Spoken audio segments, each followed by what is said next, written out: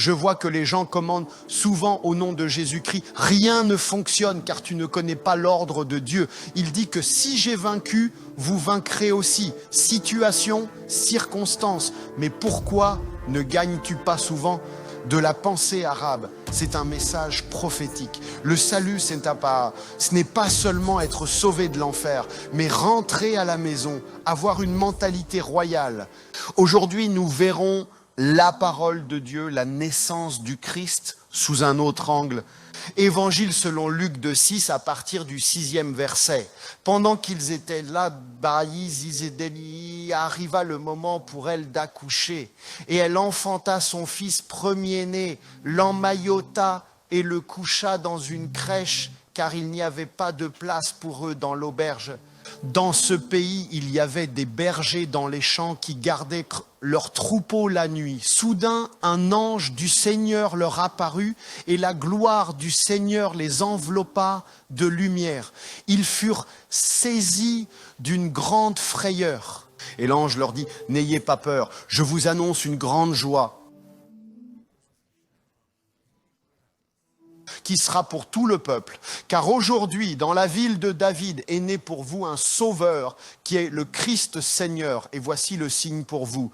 Vous trouverez un nouveau-né emmailloté, couché dans une crèche. Soudain apparut Yampumbu Tama, avec l'ange une multitude de l'armée céleste, louant Dieu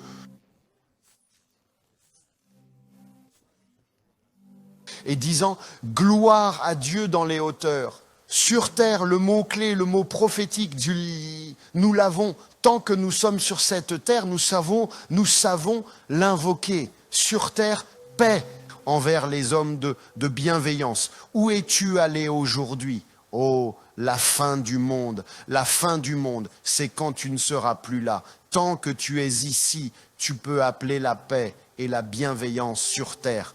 A dit au peuple, et l'ange leur dit, « N'ayez pas peur, je vous annonce une grande joie qui sera pour tout le peuple, car aujourd'hui, dans la ville de David, est né un sauveur qui est le Christ Seigneur. Et voici le signe pour vous, vous trouverez un enfant dans une crèche. » Et soudain apparut avec l'ange une multitude de l'armée céleste, louant Dieu et disant « Gloire à Dieu au plus haut des cieux et, encore une fois, et sur la terre paix, et parmi les hommes bienveillance. » Quand les anges se retirèrent, ils... Но что тут делается?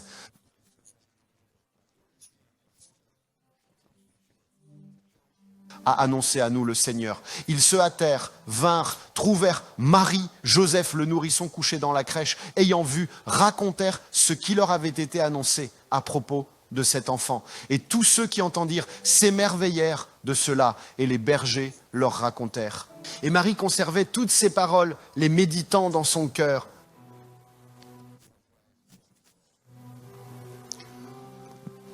Il nous est né l'Emmanuel, le Sauveur. Oui, nous comprenons le Sauveur qui nous sauve du péché. Sais-tu quel est le problème aujourd'hui dans le christianisme? Le christianisme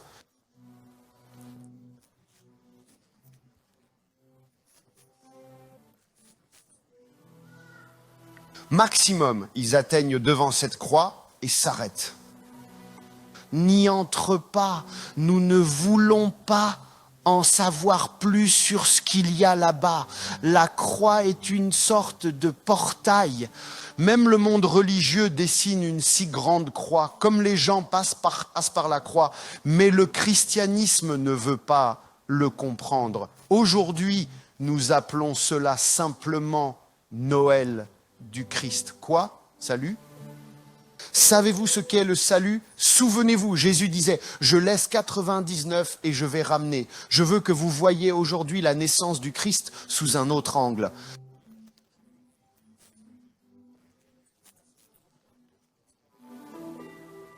Que fait le berger? Il va, trouve la brebis perdue. Ou ramène-t-il les brebis à la maison ou à la même position précédente?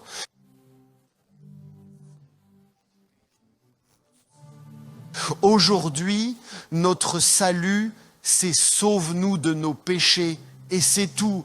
On s'arrête là, on n'accepte rien d'autre. Non les gars, c'est dommage. Quand on te donne par exemple une boîte pleine d'or, tu prends 3 pièces.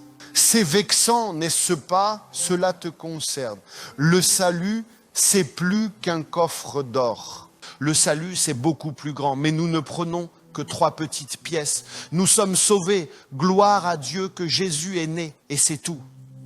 Non, les gars, comme tu comprends, la force du salut, ainsi tu vis. Comment tu vis, ainsi cela se manifeste dans ta vie.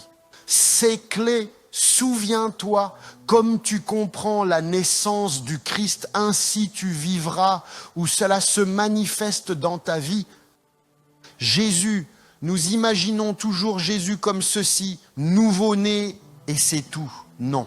La naissance du Christ, c'est pour nous un retour à la maison. Retour à la maison, retour à la maison. Tu ne peux pas être un enclos là-bas ou une maison là-bas. Eh bien, je me promènerai un peu. Les loups te dévoreront. Le salut est un retour à la maison. Le salut n'est pas seulement un sauvetage des péchés. Le salut te ramène à la maison vers le Seigneur. Tu dois comprendre que Noël est un retour à la maison. Noël est un retour à la position que tu as perdue à cause du péché.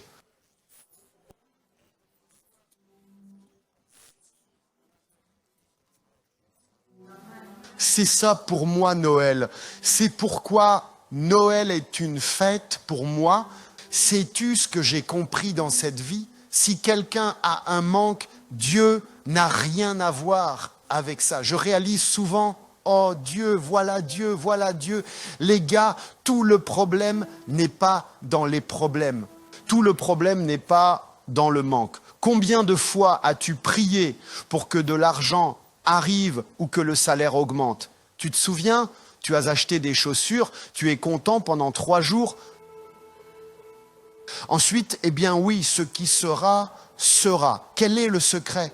Le secret est que tu comprennes 24 heures sur 24 que tu es revenu chez toi. Le problème n'est pas dans le manque. Souvent, les gens se fâchent contre Dieu, pensent que Dieu ne les aime pas. C'est une tromperie. L'ennemi crée toutes sortes de situations pour que nous soyons offensés. Quand tu es offensé, tu n'es pas chez toi. Remarquez, c'est ce que veut l'ennemi, semer le chaos dans ta vie. Nous devons comprendre que Noël, c'est un retour à la maison.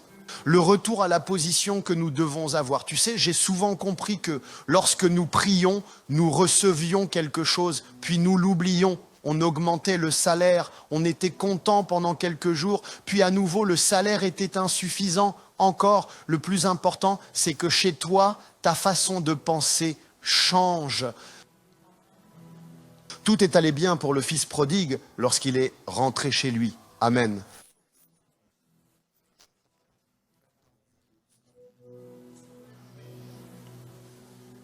Il aurait déjà pu dormir dans des pyjamas familiaux, se promener dans la maison, boire du café, retourner chez soi. Ce n'est pas seulement sauver, pardon, sa peau. Oh, je suis sauvé. Non. Retourner chez soi, c'est reprendre la position que tu avais auparavant. Seulement en retournant à la maison, tu auras une pensée juste. Dis, où que tu sois, donc qu'il soit, c'est bien, mais à la maison, c'est mieux. Dans n'importe quel hôtel où tu te reposes, tu rentres à la maison. Bam, écoute, dis, pour ça, des restaurants sympas, pas te mettre ton frigo est meilleur. Qu'est-ce que Noël? C'est un retour chez soi. Oh là là, je suis sauvé. Non, partiellement, je crois, non.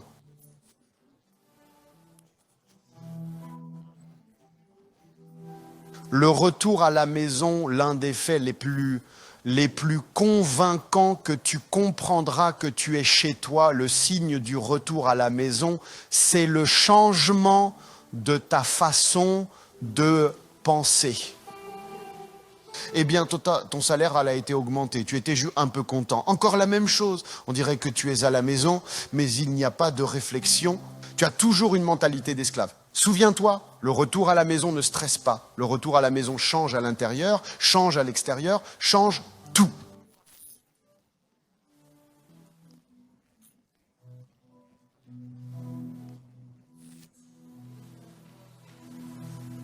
Quand tu es chez toi, tu peux sans problème porter un pyjama, tu ne te stresses pas, mais dis que, allez, admets-le, je ne veux pas te convaincre, c'est un fait. Tu es chrétien, mais tu n'es pas chez toi, tu te stresses, tu es constamment stressé parce que tu n'es pas chez toi. Noël retournait à la position précédente. Souvenez-vous, une fois, quand nous avions ici un service de prière, j'ai eu une vision de 86 à 87% du christianisme devant la croix.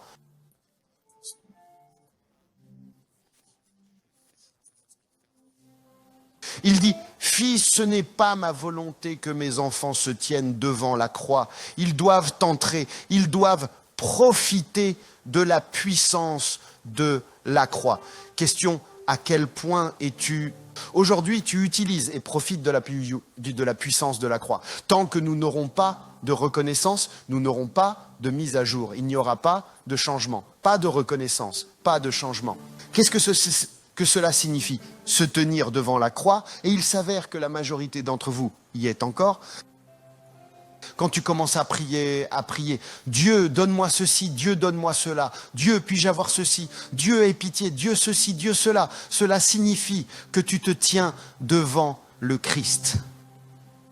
Mais celui qui est passé par la croix, il est fils. Il dit, je prends, papa, ceci, je prends cela, je prends selon ta volonté, je prends ceci, et le deuxième, et le troisième, et le quatrième. Tu vois, Noël ne donne pas, Noël je prends. Non, ce n'est pas de l'insolence.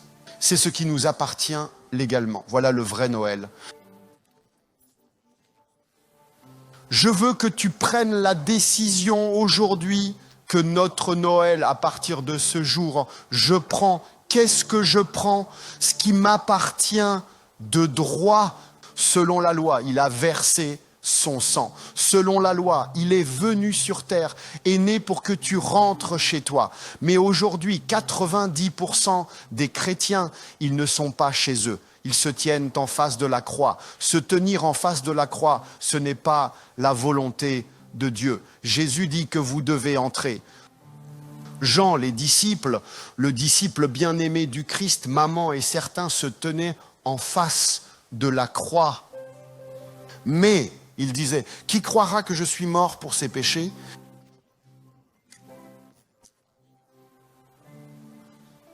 Il sera sauvé. Qu'est-ce que c'est? Celui qui croit que j'ai versé mon sang saint, cela s'appelle que je passe par la croix. Je passe par la croix, oui, Christ est venu. J'ai spécialement lu l'évangile de Luc, où il n'y avait pas de place pour la naissance du Christ. Il est le roi des rois, le seigneur des seigneurs. Il est né dans une étable, dans une mangeoire, mais il est né, mais il est venu. Je crois que la filiation ne s'efforce pas. Je crois que la filiation s'apprécie. J'y crois. Et pour moi, un premier symptôme que tu as compris que tu es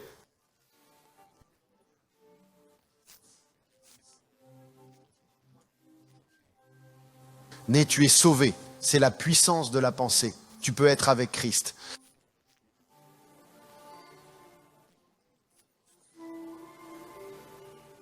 Mais tu ne peux pas utiliser et profiter de tout cela. Combien de fois te plains-tu de ta vie? Dis-tu que c'est difficile pour toi, compliqué pour toi, pas bien pour toi? Tu te plains.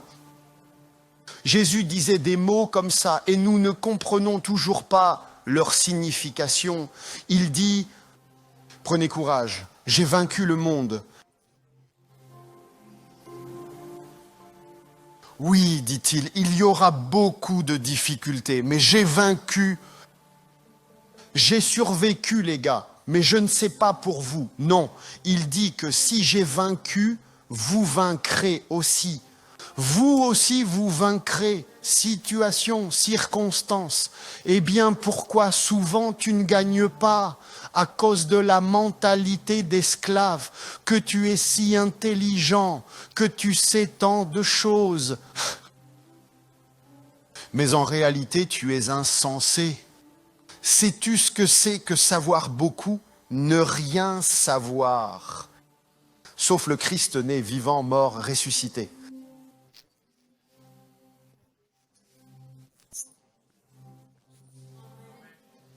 C'est pourquoi il dit aux Corinthiens dans les premiers chapitres, les sages du monde sont devenus fous. Et ceux qui étaient faibles, chétifs, inutiles à personne, sont devenus plus sages. Notre force est de lui permettre de changer notre façon de penser. Non, je ne dis pas que nous ne vivons pas dans ce monde. Nous devons tous les autres, nous devons être érudits, nous devons en savoir beaucoup, mais le Saint-Esprit doit être à la tête.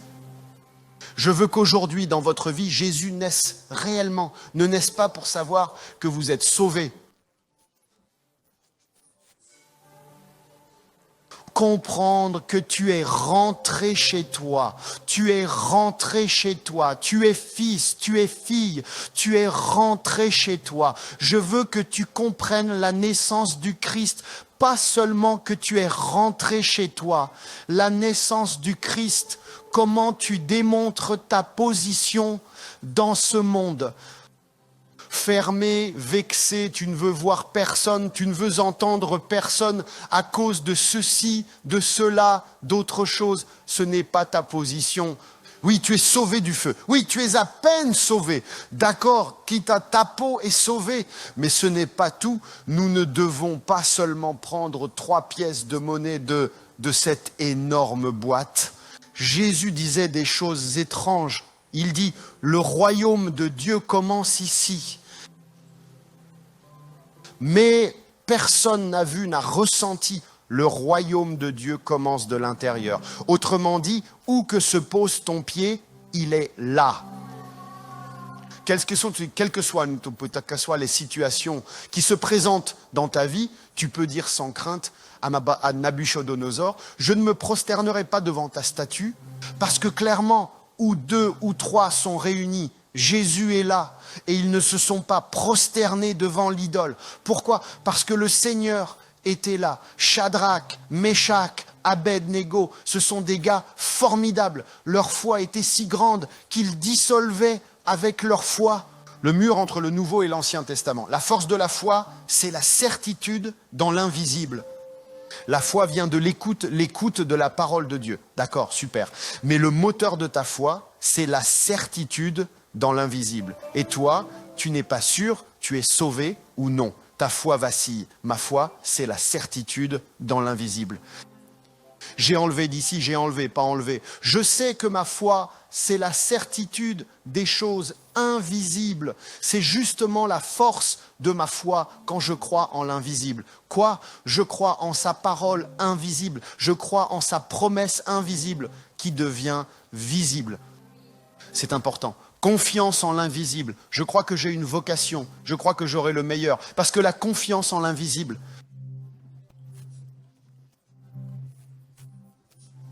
je crois, mais quand tu dis je crois, et il y a de la douleur, du ressentiment, que ce soit pour ceci ou pour cela, cela te sauvera seulement du feu. Et la foi, c'est la certitude dans l'invisible. La foi, c'est la confiance dans l'invisible. Donc pour moi, rentrer chez moi, manifester, agir, apporter, être fructueux. Vous savez, ne laissez pas votre passé vous retenir.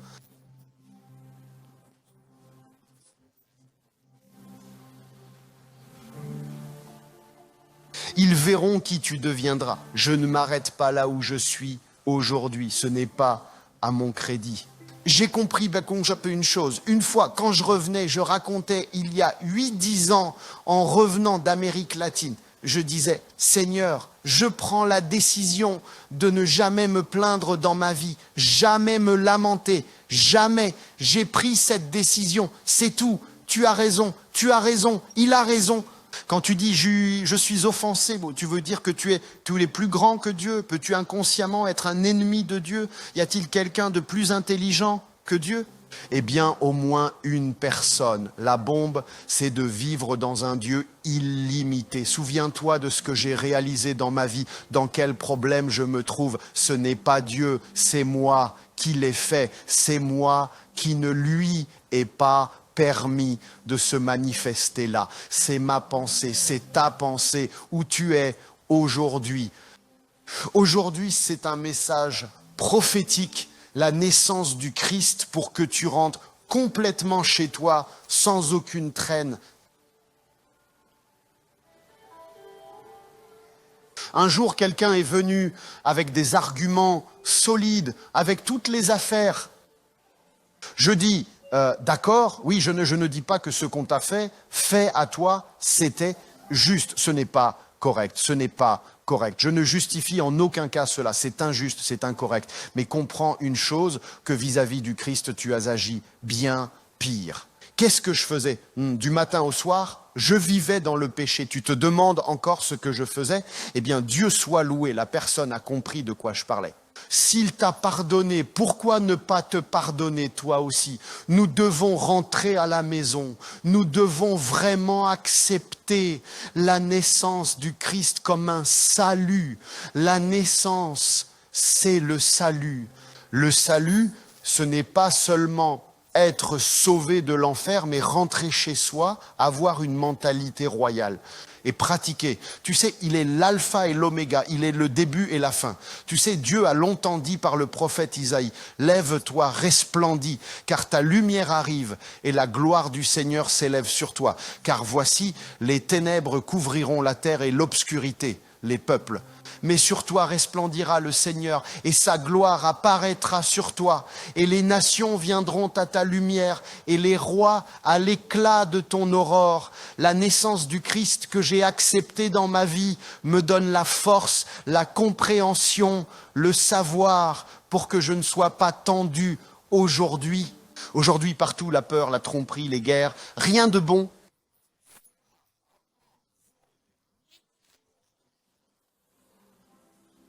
Rien de bon, et tu as encore laissé cela entrer dans ton cœur. Il n'y a pas de stabilité.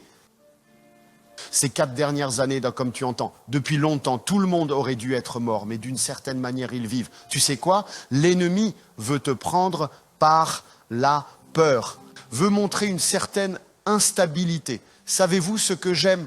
D'accord, je vais dévoiler un secret. La puissance, c'est ce qui s'est passé quand Jésus était avec les disciples sur la mer de Galilée. Soudain, il y a eu une tempête. Pierre là-bas, André, tous les gars criaient, hurlaient, disaient « Seigneur, tu ne vois pas, nous coulons. Quoi, tu ne te soucies pas de nous ?» Jésus dort.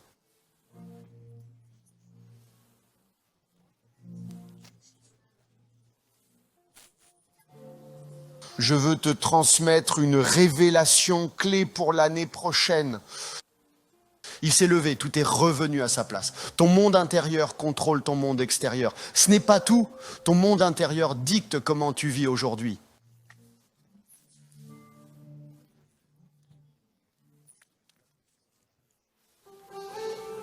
Je suis intelligent, je sais tout ou je ne sais rien. Avec Christ ou sans Christ, tu es dans le bateau. Ta vie, c'est un bateau. Arrête-toi, car tu as accepté sa naissance. Car tu as accepté que le Sauveur Emmanuel est né. Alors permets-lui d'entrer dans tes entrailles.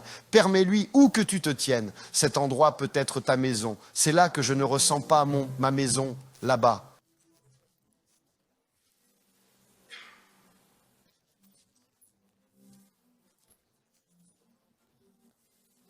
Oh, c'est tellement compliqué là-bas, compliqué avec les stéréotypes, compliqué parce que tu as déjà mis une barrière, donc tout le monde va s'éclater sauf toi.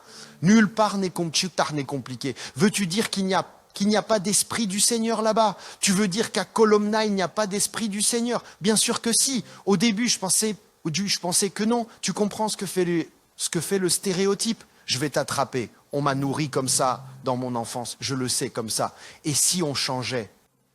Ou donc, où es-tu arrivé? Solitude, nerveux, où es-tu arrivé? Nulle part. Peut-être quitterais-tu ce stéréotype? Tu sais ce que c'est, chrétien, soit tout, soit rien. Comment as-tu réussi à vivre un peu? Voici comment cette religion t'a fait un peu. Le mot christianisme vient du nom Christ. Jésus dit, je suis la porte. Savez-vous ce qu'est une porte? La porte du temple. Les Juifs savaient de quoi ils parlaient. Personne, aucun prophète n'a osé dire, je suis la charnière de la porte ou le clou. C'est révélation sur révélation. Comprends, aucun prophète, même Moïse n'a osé dire cela. Chaque juif savait que personne ne pouvait prononcer ces mots.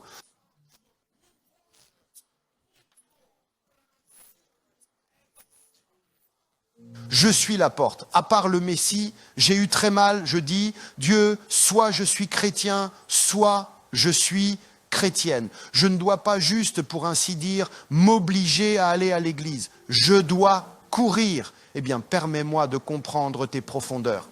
Oui, ce n'est pas tout de suite. Eh bien, ça a pris un peu de temps, environ 35 ans. Mais alors, comme nous nous éclatons, le juste fleurit comme un palmier. Tu ne dois pas demander, tu dois dessiner ce dont tu as besoin.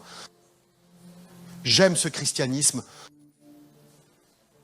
J'aime ça. Vous savez combien il est agréable de servir? Justement le Seigneur. Être avec Dieu, c'est une bombe. Qu'ai-je compris? Le plus précieux, c'est d'être en lui et avec lui. C'est le secret de tout succès. Parce que quand tu cherches lui et la vérité, non, il n'est pas écrit là que tu verras immédiatement. Oh, mais tu verras. Tes enfants en profiteront, tes petits-enfants, tes arrière-petits-enfants, tous en profiteront. Tes enfants en profiteront.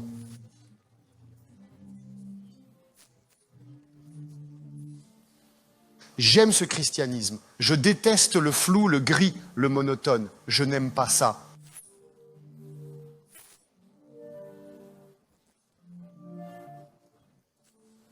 La naissance du Christ, c'est rentrer chez soi. La naissance du Christ, c'est revenir à la position qu'il a. Oui, tu crois en Dieu, je ne conteste pas. Mais quand tu vas à l'université, tu apprends.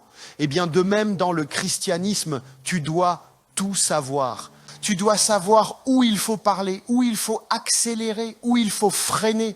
Sinon, tu seras couvert de la lèpre. Oui, peut-être pas de lèpre physique, mais la lèpre spirituelle te couvre vraiment. Et qu'est-ce que la lèpre? Quand tu désires rien, quand tu aspires rien, quand tu pries, jeûnes, rien, c'est la lèpre. C'est un symptôme de la lèpre, parce que tu n'es pas à la bonne place, pas sur la bonne rive, tu dois t'arrêter. Quand il n'y a rien, cela signifie que tu es allé quelque part, tu dois t'arrêter. Sors de la lèpre. C'est pourquoi il disait que le soleil ne se couche pas sur ta colère. La naissance qu'apprend, c'est plus que gagner 1 million. Savez-vous qui est une personne riche? C'est quand on réussit dans tous les aspects de sa vie. Ça, c'est la richesse. Et le diable a déformé la richesse. Ce sont les sous. Non, les gars, ce ne sont pas les sous. L'argent, ce sont des petits soldats qui te servent. Vous comprenez, tout est à l'envers, tout est déformé.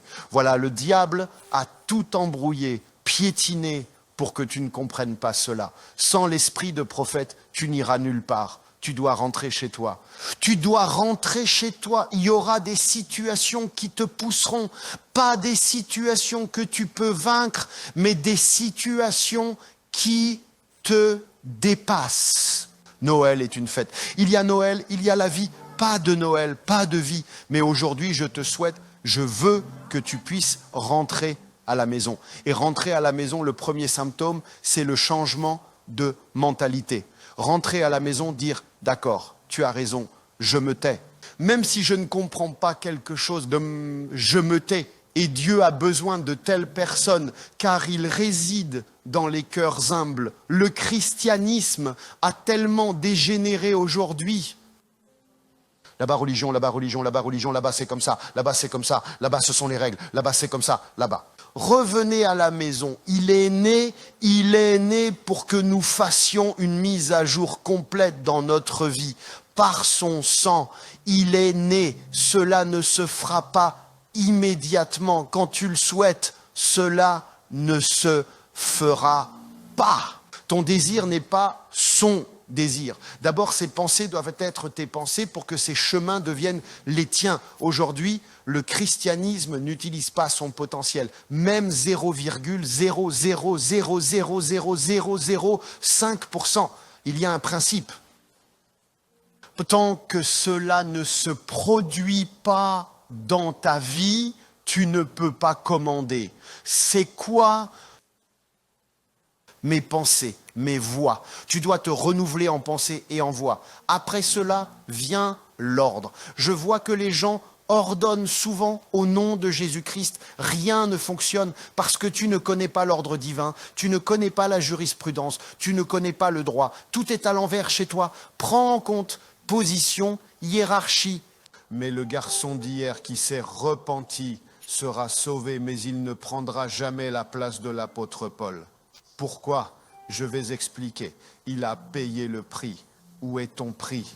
Le prix n'est pas en argent. Ce prix n'est pas en billets et pas en or. Ce prix est en fidélité. Ce prix est la constance. Un prix, c'est quand, tu sais, personne ne voit et tu continues à rester fidèle. Noël du Christ, c'est nous ramener à la maison. Prions aujourd'hui, disons, Seigneur, nous nous inclinons à tes pieds. Nous voulons vraiment rentrer à la maison. Je veux rentrer à la maison, papa. Je veux rentrer à la maison.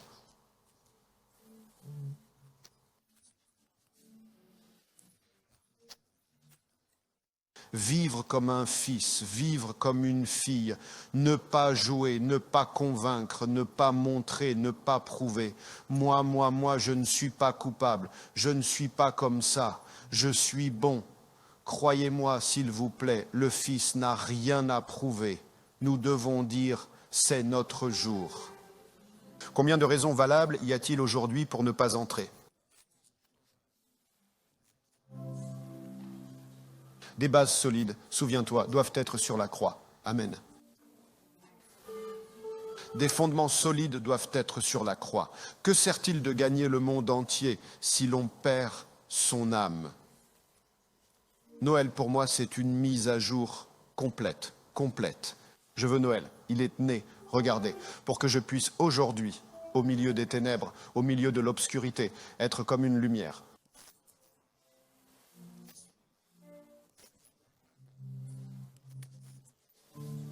Lève-toi, brille, car ta lumière est venue et la gloire du Seigneur s'est levée sur toi.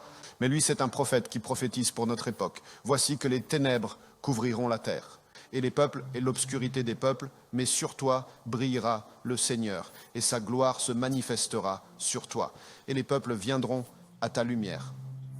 Il dit que ce sera l'évangélisation la plus puissante, que les gens se repentiront, verront cette lumière se lever sur toi. Les rois vont vers cette lumière qui se lève sur toi. Comprends, c'est notre sort. Voici pour moi le salut, c'est notre moment. N'ose pas si tu as peur. Voici les temps. Écoute, tu es dans l'illusion.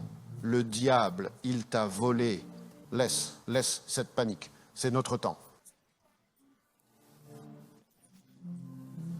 Lève-toi, resplendis. Seule une personne peut t'éclairer. Non, pas Horeb avec des slogans mathématiques. Je confesse que je ne suis pas en enfer.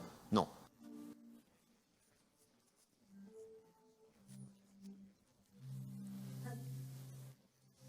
Peut seulement briller la personne qui comprend vraiment ce qu'est Noël.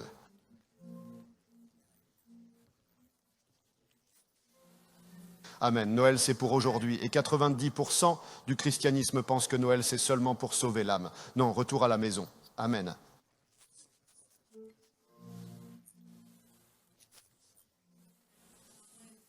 Encore une fois, lève-toi, sois éclairé, car ta lumière est venue et la gloire du Seigneur s'est levée sur toi. Il t'a ramené chez toi. Je te demande, n'entre pas dans la nouvelle année avec de l'amertume, de la lourdeur, je ne sais pas ce qui te gêne. Dis, je dépose sur la croix, je veux que tu me ramènes à la maison. Dis, je me repentis, je veux recevoir du nouveau. Répète après moi. Je te rends toute la gloire. Cette année est spéciale pour moi. Je te remercie pour la naissance du Christ. Moi et ma maison, nous sommes en toi. Moi et mon Église, nous sommes en toi. Toutes les difficultés, nous les jetons sur la croix. Qu'il y ait un renouveau complet, un renouveau de l'esprit, un renouveau de l'âme, un renouveau du corps. Au nom de Jésus-Christ. Amen. Nous remercions tous ceux qui soutiennent le ministère et la mission des Oganessians International Ministries. Grâce à votre aide, nous pouvons diffuser l'Évangile à travers le monde et offrir l'espoir d'un avenir meilleur à des milliers d'enfants en Amérique du Sud. Si vous souhaitez également faire partie de cette mission, cliquez sur le bouton « Merci ». Vous trouverez d'autres moyens de soutien financier dans la description sous cette vidéo. Merci à vous. Que Dieu vous bénisse abondamment.